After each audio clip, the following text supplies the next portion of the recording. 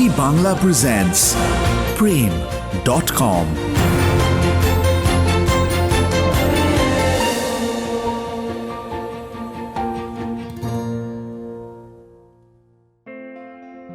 Prem.com-এ আজকের গল্পটি প্রাপ্তবয়স্কদের জন্য। Listener discretion is advised. Mirchi Bangla presents original romantic audiobook series Prem.com. Good news alert! Prem.com এর জন্য এবার তুমিও গল্প পাঠাতে পারো। 14 পাতার মধ্যে ওয়ার্ড ডকুমেন্টে টাইপ করে নিজের লেখা গল্প পাঠিয়ে দাও মেল করে। Mail address prem.com@gmail.com premdotkom@gmail.com But remember, at least 12 থেকে 14 পাতার মধ্যে গল্প পাঠিও এবং তার সাথে নিজের নাম, অ্যাড্রেস আর ফোন নাম্বার মেল করতে ভুলো না।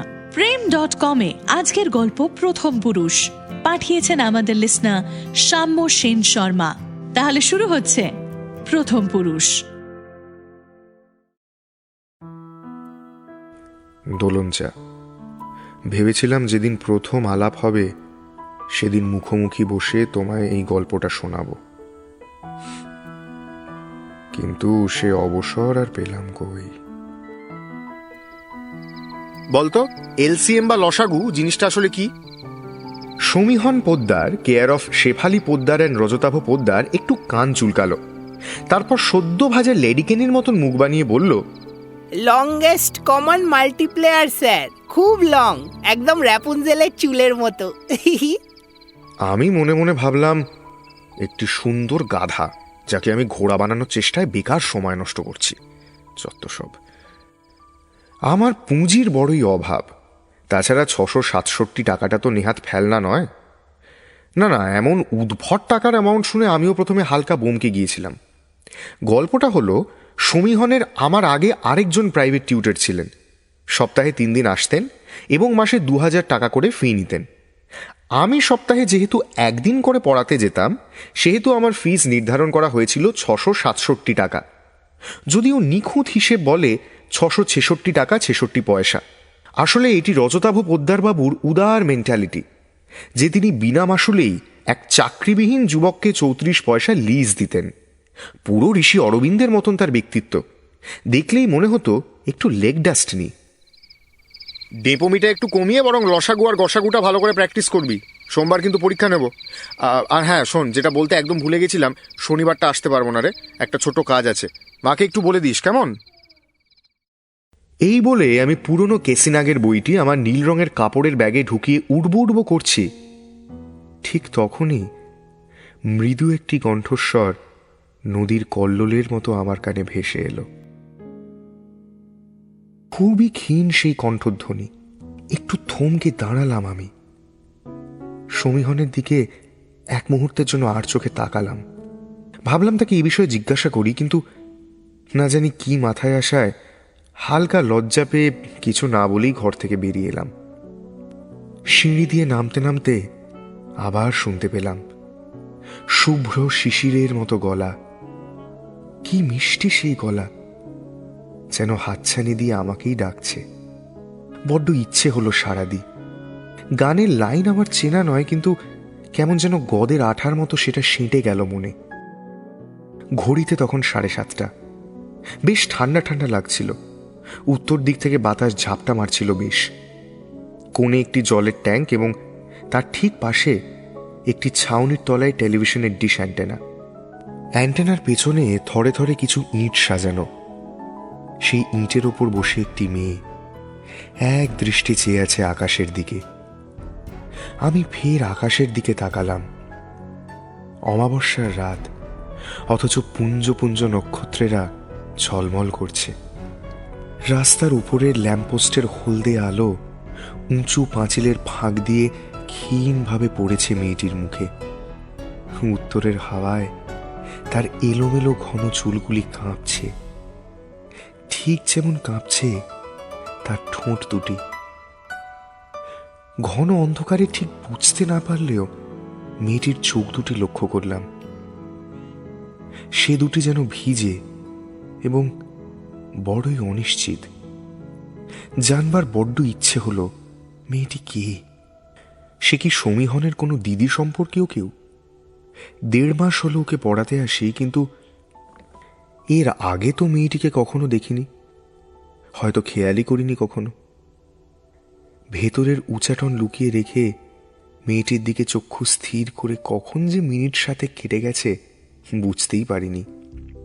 এমন সময় যাবতীয় মোহভঙ্গ করে পকেটের ভেতর ফোনটি ফুট কাটল। মেয়েটিও খানিক অপ্রস্তুত হয়ে ধর্মর করে উঠে বসল। অগোছালো চুলগুলিকে আঙুল দিয়ে কিছুক্ষণ ঠিক করবার চেষ্টা করল। তারপর হঠাৎ চুল বাঁধা অসম্পূর্ণ রেখেই সে উঠে দাঁড়ালো এবং পটাপট উঠোন পেরিয়ে কোথায় যে উধাও হলো কে জানে। এদিকে আমিও কিরকম দাঁড়িয়ে রইলাম, সময়টাও খেয়াল করিনি। ফোনটা বেজে উঠে আবার থেমেও গেছে। অমলের 2টো টেক্সট ঢুকেছে দেখলাম। বোধহয় ব্যস্ত আছিস, ফেরবার সময় পারলে একটা মর্টিনের প্যাকেট আর 2টো ডিম কিনে আনিস। আজ রাতে তোর ফেভারিট ডিমের ভুর্জি বানাবো। ঘড়ির দিকে তাকালাম, প্রায় 8:45 বাজে। একটু দেরি হয়ে গেল বোধহয়। বৃহস্পতিবারে আমার আবার 2টো করে পড়ানো থাকে। সমীহনকে অঙ্ক করাই এবং অরুণকে ফিজিক্যাল সায়েন্স। অরুণের মা আবার দেরি করলে বড্ড খিটখিট করেন, দজ্জাল মহিলা। ঝটপট ব্যাগটা নিয়ে ছুট দিলাম। পড়াতে গেলাম ঠিকই, কিন্তু পড়ানোয় সত্যি আর মন রইল না। উৎপাত চলছে মনের ভেতর। মেয়েটি কি কাঁদছিল, নাকি আমি ভুল দেখলাম? এইসব ভাবতে ভাবতেই ডিম কেনার ব্যাপারটা কখন যে মন থেকে বেরিয়ে গেছে বুঝতেই পারিনি। অমলকে নিয়ে বলতে হলে বেশ অনেকগুলো বছর পেছনে যেতে হয়। সালটা ছিল 2010। পশ্চিমবঙ্গে তখন 2 পৃথিবী রিলিজ করেছে এবং হলে হলে housefull Dev the beautiful was the hot trend. তখন হাফ প্যান্ট পরে স্কুলে যেতাম। স্কুল বাসটা ছিল অদ্ভুত এক স্বপ্নরাজ্য। বহুদিন সিনিয়রদের দাসত্ব করবার পর স্কুল বাস তখন আমাদের অধীনে এবং স্কুল বাসের সিটটা আমাদের সিংহাসন। সেই সময় জজ সিনেমাটা বেশ বারবার টিভিতে দেখানো হচ্ছিল। আমার বয়সটাও ছিল ইন্সপায়ার হওয়ার। আমিও নিজের চুলের মাঝে সেই লুকিয়ে থাকা হাঙরটাকে খুঁজে পেয়েছিলাম। চুল তাই উঁচু থেকে উঁচুতর হচ্ছিল। লোকে যাই বলুক, আমাদের মতো লোক গোটা স্কুল বাসে আর 2টো ছিল না। আমাদের বলতে সেনেটের 6 জনের কথা বলছি, আমি এবং আরো 5 জন। সাহায্য চাওয়া হোক কিংবা নালিশ করা, 2টো কাজের জন্যই বাসের বাকি স্টুডেন্টদের আমাদের দ্বারস্থ হতে হতো। কিন্তু আমাদের সেনেটে নারী প্রবেশ নিষিদ্ধ ছিল। ফেলুদার জীবনে কোনো নারী নেই, প্রফেসর শঙ্কুর গল্পে মেয়ের অভাব, অতএব আমাদের জীবনেও নারী প্রবেশ নিষিদ্ধ। আমাদের স্কুলে 2 বছর অন্তর অন্তর বিশাল বড় করে আর্ট সায়েন্স এক্সিবিশনের আয়োজন করা হতো। সেই বছর আমরা 6 জন মিলে স্থির করলাম হিন্দি সাবজেক্টের হয়ে এক্সিবিশনে কাজ করব। কারণ একটাই, হিন্দির জন্য স্কুলের অ্যালটেড রুম সবচাইতে ছোট, সুতরাং কাজও সবচেয়ে কম। কিন্তু একদম শুরুর দিনেই আমরা ঘর পাচ্ছিলাম না। এমন সময় আমার মনে হলো অ্যানেক্স বিল্ডিংয়ের ছাদে উঠলে কেমন হয়। ওইখানে জায়গাও পাওয়া যাবে, ফুরফুরে হাওয়াও খাওয়া যাবে। দুর্ভাগ্যের বিষয়, ছাদে উঠে দেখি যে কয়েকজন সিনিয়র ইতিপূর্বেই জমি দখল করে বসে রয়েছেন। সৌপ্তিক ইকুয়ালিটির গুণগান গাইতে গেল বটে, কিন্তু ওকে চল চল ভাগ বলে সেখান থেকে ভাগিয়ে দেওয়া হলো। আমার আঁতে ঘা লাগলো। অতি গৌরবের সঙ্গে আমার জজ দেখে ইন্সপায়ার্ড চুলের ভেতরের হাঙরের ঘুম ভাঙালাম। জল দিয়ে বেশ উঁচু করে চুল টানতে টানতে যুদ্ধে নেমে পড়লাম। সুপ্রতিম আমায় সতর্ক করে বলল, সাবধান ভাই, এদের সঙ্গে পাঙ্গা নিস না। টিফিন টাইমে এরাই বাচ্চাগুলোর ক্লাসে ঢুকে ওদের চুলে চুইনগাম চিপকে দেয়। সাবধান ভাই। কিন্তু আমাকে তখন পায় কে? আরে ভাইকে অপমান করেছে, ব্যাস আবার কি। গিয়ে বললাম, এক্সিবিশনের কাজের জন্য আমাদেরকে জায়গা ছেড়ে দিতে হবে। অর্কব্রহ পাড়ুই, পেন্সিলের মতো চেহারা, জিরাফের মতো গলা, নারকেল নাড়ুর মতো চোখ, সামনে এগিয়ে এসে হাওয়া ভরা বুকে জানালো, চোখে কি নেবা হয়েছে নাকি? দেখতে পাচ্ছিস না কেমিস্ট্রি এক্সিবিশনের কাজ চলছে এখানে। আর কি এক্সিবিশনের জন্য জায়গা খুঁজছিস? হিন্দি? ওই 10 ফুট বাই 10 ফুট ঘরে তো এমনিতেও কেউ যায় না। একে হিন্দি এক্সিবিশন, তার আবার কাজ, তার জন্য নাকি আবার জায়গা চাই। এই যা যা, আমাদের সময় নষ্ট করিস না। এমন ধূর ধূর ছাই ছাই কথাবার্তা শুনে সর্বাঙ্গ আমার জ্বলে গেল। স্পষ্ট গলায় জানালাম, বিনা কারণে অপমানের কোনো মানে হয় না। আমাদের ওপর এই জুলুমবাজি 13 নম্বর বাসের সিনিয়ররাও করেছে। যাকগে, লাস্ট বেঞ্চ কিন্তু এখন আমাদের দখলে। ডান পাশের কোনায় আমাদের একটু জায়গা ছেড়ে দিলে ভালো হয়। ওলে বাবা লে, খুব ভয় করছে গো আমাদের। এই এটা কে রে? আগে তো কখনো দেখিনি। ছাদের পেছন দিকের এক কোণে একটি ছেলে দুটো ব্যাটারি নিয়ে খুটুর খুটুর করছিল। উঠে দাঁড়িয়ে ঘুরে আমার দিকে তাকালো। তাকে দেখে সঙ্গে সঙ্গে আমার বুকটা কেমন শুকিয়ে গেল। অমলদা, গত বছর ইন্টার ক্লাস হ্যান্ডবল ম্যাচে আমাদের 12 গোল দিয়েছিল। ছাদের পূব দিকটা ওদের ছেড়ে দে, তোরা বরং এদিকটায় চলে আয়। আরে দাদা, এই পুচকের কথা ছাড়ো তো, এই সব ছোটখাটো বিষয়ে তোমায় আর কান দিতে হবে না। Matters of great concern should be treated lightly. It's the matters of small concern that should be taken into account and treated seriously. তাছাড়াও তো ঠিকই বলল। যে ভাষায় মুন্সী প্রেমচাঁদ উপন্যাস লিখেছেন, যে ভাষায় শ্রদ্ধেয় নাসিরুদ্দিন শাহ অভিনয় করেছেন এবং আজও করেন, সেই ভাষাকে অযথা অসম্মান করাটা বোকামি ছাড়া আর কিছু নয়। এই সেই অমলদা, আমার বন্ধু অমল, আজকের অমল। মুগ ডাল, ডুবো তেলে আলু ভাজা, আর অবশ্যই last but not the least ডিমের ভুর্জি। কি চলবে তো? এই ডিম আর মটনটা কই? তাড়াতাড়ি ডিমের প্যাকেটটা দে। কি রে, এত অন্যমনস্ক কেন? হোয়াটস রং?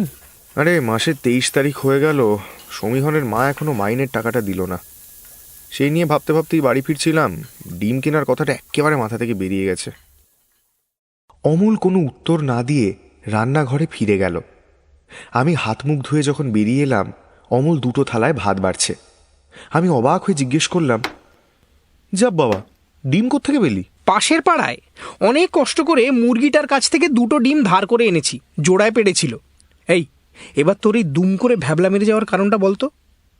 আপনার লক্ষণগুলো কিন্তু বেশ চেনা চেনা স্যার, আগেও এমন লক্ষণ চোখের সামনে দেখেছি কি না তাই বলা। অমল ধরে ফেলেছে। অমলের পক্ষে ধরে ফেলাটাও স্বাভাবিক। কিছুই লুকোলাম না, সমস্তটাই গড়গড় করে বলে দিলাম। অমল এক মুহূর্তের জন্য গম্ভীর হয়ে তারপর চোখ গোল গোল করে বলল, বালিগঞ্জ প্লেসে শ্রীমান সমীহন পোদ্দারকে পড়াইতে গিয়া আমাদের বাবু সামনেওয়ালি খিড়কির কন্যাকে আবিষ্কার করিয়াছেন। শুধু 3খান পার্থক্য লক্ষ্য করিতে পারি। খিড়কির বা জানলার কোন রকম অস্তিত্ব এখানে নাই। 2, এখানে সঙ্গীত আছে। এবং 3, বাবুর প্রেমে গোল্লাপে ম্যালেরিয়াটা আগেই হইয়া গিয়াছে, তবে আরেকবার ইহা ঘটিবে কিনা সে বিষয়ে বলিতে পারি না। ম্যালেরিয়ার কথা বলাতে আবার স্কুল জীবনে ফিরে গেলাম। এক্সিবিশনের 1.5 মাসে ছাদটা বড় আপন হয়ে উঠেছিল। আপন হয়ে উঠেছিল অমলদা। টিফিন টাইমের পর মঙ্গলবার করে ছাদের পাশের ঘরে বায়োলজি ক্লাস হতো। ম্যাম ডান হাতে একটা টিফিন বক্স ও বাঁ হাতে এস চাঁদের বায়োলজি বই নিয়ে ধীরে ধীরে ক্লাসে প্রবেশ করতেন। ক্লাসে ঢুকে তার কাজ ছিল আমায় সেকেন্ড লাস্ট বেঞ্চ থেকে প্রথম বেঞ্চে শিফট করা। এই যে তুমি হ্যাঁ, তোমাকেই বলছি, দাঁত বের না করে সামনে এসে বসো, আমাকে উদ্ধার করো বাবা। উদ্ধারকর্তা হতে কার না ভালো লাগে। ম্যামের প্রত্যেক দিনকারই আনকন্ডিশনাল ভালোবাসায় অতিষ্ঠ হয়ে একদিন টিফিন টাইমের পর চুপি চুপি অ্যানেক্স বিল্ডিংয়ের ছাদে উঠে পড়লাম। ক্লাস 6, 7 ও 8 তখন স্টাডি লিভ চলছে, তাই বিল্ডিং মোটামুটি ফাঁকা। ছাদে উঠবার সময় ম্যান্ডোলিনের একটা মনোরম অচেনা সুর কানে এলো। আমাকে দেখেই নেমে গেল সে। নলেন গুড়ের সন্দেশের মতো তার মুখ। নাম জানি না, কোন ক্লাসের ফসল তাও জানি না। খোঁজবার চেষ্টা তা করেছিলাম বেশ কয়েকবার, কিন্তু খুঁজে পাইনি। অবশেষে পরের বছর মেয়ের সেকশন চেঞ্জ হলো। প্রথম কিছুদিন ওকে দূর থেকে দেখতাম। ক্লাসের পর বা মাঝে কোনোদিন যেচে আলাপ করতে যায়নি, বোধহয় সাহস হয়নি। বাস নাম্বার 13-এর সেনেট মেম্বারের সাহস তখন চুপসে ফাটা বেলুন হয়ে গেছে। অ্যাটেন্ডেন্স নেওয়ার সময় খেয়াল করে তার নামটা জেনে নিয়েছিলাম। ইচ্ছে হতো গিয়ে বলি, ও কি অপর্ণা, এত দূরে কেন? তোমার মনে পড়ে সেদিন ছাদে তুমি ম্যান্ডোলিন বাজাচ্ছিলে আর আমি হঠাৎ করে তোমায় দেখে ভ্যাবাচেকা খেয়ে গিয়েছিলাম। অদ্ভুত জাদু তোমার হাতে, বড় ভালো বাজাও তুমি। আরেকবার বাজাবে আমার জন্য? বেশ কয়েক সপ্তাহ কেটে গেছে। তারপর খেজুরে আলাপ জমেছে ভালোই। সেদিন 3 men in a boat-এর শেষ ক্লাস চলছিল এবং মিঠু ম্যাম কোনো কারণে বেশ খেপচুরিয়াস মুডে ছিলেন। পিছনে ঘুরে কথা বলবার জন্য ম্যাম আমায় এবং অপর্ণাকে দুজনকেই ক্লাস থেকে বের করে দিলেন। সেদিন 35 মিনিট অনেক কথা হলো। ঠিক করলাম স্কুলের পর দুজনে একসঙ্গে বাড়ি ফিরব। চ্যাপলিন পার্ক থেকে একটা গলি দিয়ে ভেতরে ঢুকে একটা বাড়ির কার্নিশের তলায় দুজন দাঁড়িয়ে আছি। খুব জোরে বৃষ্টি পড়ছে, একটাই ছাতা, বোধহয় আমার কালো ছাতাটা যেটা মামা দিয়েছিল। এক ছাতার তলাতেই দুজন ঢুকে পড়লাম। তারপর হাঁটতে লাগলাম শিলং পয়েন্ট অবধি। একটা এগরোল, দুটো ঠোঁটের কামড়, ফিক ফিক হাসি। কয়েকদিন পর আমি অমলকে অপর্ণার সঙ্গে আলাপ করালাম। প্রত্যেকদিন টিফিন টাইমে আমরা আড্ডা দিতাম, বাড়ি ফিরতাম একসঙ্গে। কিন্তু আস্তে আস্তে অপর্ণা কেমন যেন হয়ে যেতে লাগলো। শুধু অমলেরই খোঁজ নিত। আমার মনে মনে রাগ হতো। একদিন যখন আমার বন্ধু অরূপ বলল যে অপর্ণার আরেকজন আছে, আমার সঙ্গে সঙ্গে অমলের মুখটাই মনে ভেসে উঠল। কিন্তু না, সেটা অমল নয়, 12 নম্বর বাসের একটি ছেলে। অপর্ণা আমার লাইফ থেকে টুক করে কেটে পড়তেই আমি পড়লাম ম্যালেরিয়াতে। বিছানায় শুয়ে শুয়ে আমার তখন মন মেজাজ একদম শুকনো। অমল প্রত্যেক বিকেলে স্কুল থেকে ফিরে আমার কাছে আসতো, বলতো, ওই যে জানলার বাইরে আকাশটা দেখতে পাচ্ছিস, এখন কি নজরে পড়ছে ওখানে?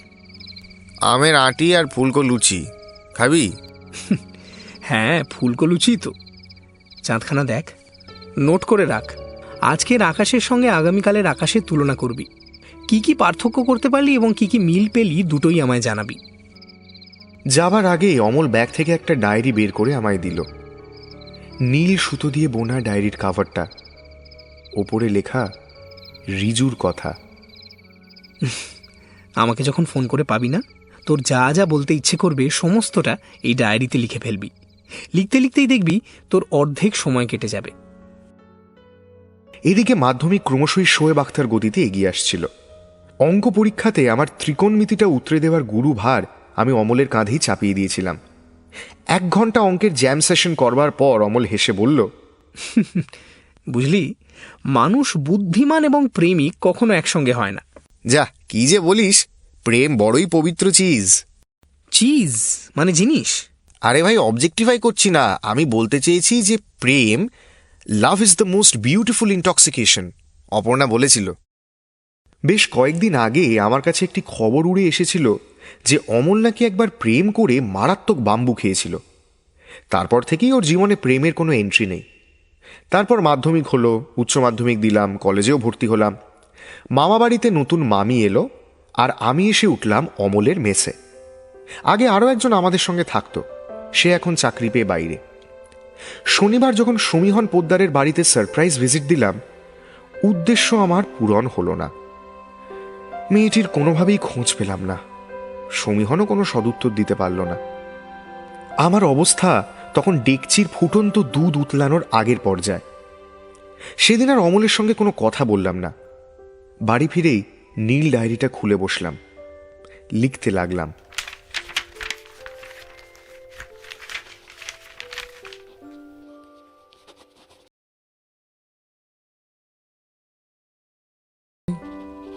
তোমার নামটা আমার জানা নেই, তাই ভেবেছি পাকামি করে নিজে তোমায় একটা নাম দেব।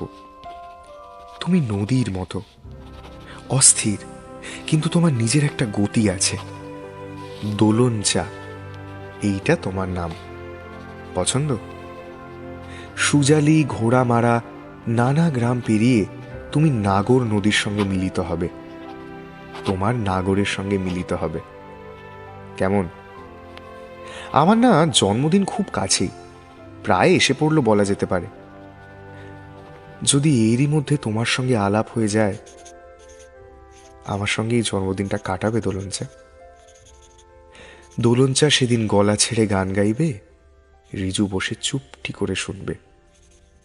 ইতি রিজু।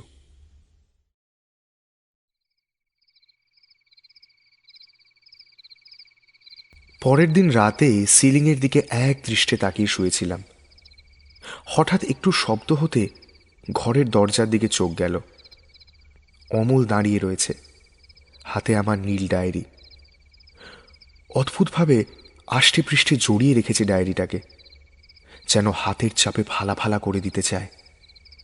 চোখ দুটো অদ্ভুত রকম স্থির। আমি ইতস্তত অবাক কণ্ঠে বললাম,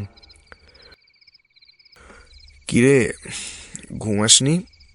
আর আমার ডায়েরিটা নিয়ে কি করছিস? অমল কোনো উত্তর দিল না। এগিয়ে এলো আমার কাছে, পায়ের পাশে খাটের এক কোণায় চুপ করে এসে বসল। চোখে চোখ রাখলো আমার। মনে হলো যেন কোনো কঠিন যুদ্ধে যাবার আগে এক যোদ্ধা তার প্রেমিককে বিদায়কালে আশ্বাস দিতে এসেছে, ফিরে এলে আবার দেখা হবে, কেমন? আমি উঠে বসলাম, অমলের পিঠে হাত রেখে জিজ্ঞেস করলাম, কিরে অমল, কি হয়েছে? অমলের চোখ দিয়ে টপ টপ করে জল পড়ছে। একজন মা গরিলা যেমন তার সদ্যজাত শিশুকে আহ্লাদ ও স্নেহ ভরা হাতে জড়িয়ে ধরে, ঠিক তেমন করেই অমল দুহাত দিয়ে চেপে ধরল আমাকে। ওর হাতের তালুর উত্তাপে আমার সারা শরীর যেন ঠান্ডা হয়ে এলো। আমার প্রতিরোধ করবার ক্ষমতা ছিল না। ঘটনাটা এতটাই হঠাৎ করে ঘটে গেল যে আমিও কেমন যেন ডুবে যাচ্ছিলাম অতলে। অমলের হাতের শিরা উপশিরাগুলো কেমন অদ্ভুতভাবে ফুলে উঠেছিল। বালিশের উপর আমাকে ঠেলে দিয়ে অমল আমার চুলের ভিতর নিজের আঙুল বিদ্ধ করল। এক বিন্দু ঘাম টুপ করে শব্দ করে পড়ল আমার ডান ভুরুর উপর। অমলের নাক তখন আমার কানের পাশে। আমি বাধা দেবার চেষ্টা করলাম, মরিয়া হয়ে সেপ্টোপাসের গ্রাস মুক্ত হওয়ার চেষ্টা করলাম। হঠাৎ আমার শ্বাস বন্ধ হয়ে আসতে লাগলো। বেশ বুঝতে পারলাম অমলের একটি হাত আমার গলাটাকে চারিদিক দিয়ে বেঁধে দিয়েছে। এ নাক পাশ থেকে মুক্তি পাবার আর কোনো আশাই নেই। আর্তনাদ করবার চেষ্টা করেও পারলাম না। উপলব্ধি করলাম আমার উপর বসে থাকা পৈশাচিক দানবটাই বোধহয় আমার সবচেয়ে কাছের মানুষ।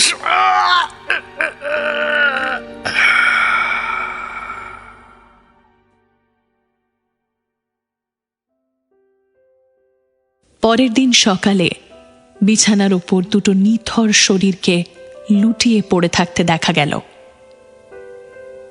দেহ দুটির পাশে একটি নীল ডায়েরি এবং ডায়েরির ভাঁজে একটা ছেঁড়া কাগজে কি সব যেন লেখা, বোধহয় একটি চিঠি। জীবনানন্দ দাশের কয়েকটা লাইন লেখা। যতদিন বেঁচে আছি আলেয়ার মতো আলো নিয়ে, তুমি চলে আসো প্রেম, তুমি চলে আসো কাছে প্রিয়ে। নক্ষত্রের বেশি তুমি, নক্ষত্রের আকাশের মতো। আমরা ফুরায়ে যাই, প্রেম তুমি হয়ো না আহত। আমি আর কিছুই হতে চাইনি, আমি শুধু রিজুর প্রথম পুরুষ হতে চেয়েছিলাম। ইতি রিজুর অমল।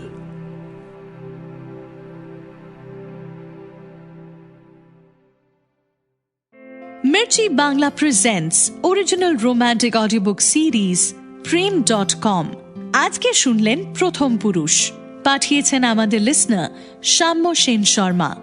থ্যাংক ইউ শাম্য আমাদের এই গল্পটি পাঠানোর জন্য।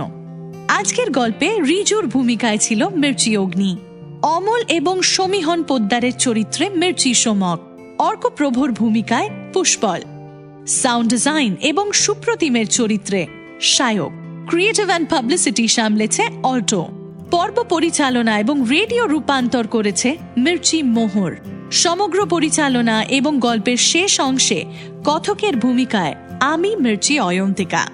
আগামী সপ্তাহে শুক্রবার ঠিক রাত 8টায় থাকবে আরো একটি অরিজিনাল প্রেমের গল্প only on prem.com। যাওয়ার আগে আরো একবার মনে করিয়ে যাই, prem.com এর জন্য এবার তুমিও গল্প পাঠাতে পারো। মিনিমাম 12 থেকে 14 পাতার মধ্যে ওয়ার্ড ডকুমেন্টে টাইপ করে নিজের লেখা গল্প along with your phone number, address and name mail করো আমাদের।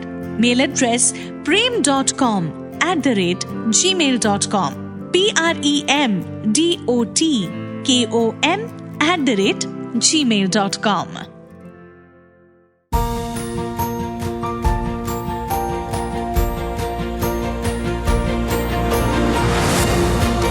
Mirchi Bangla presents Prem.com.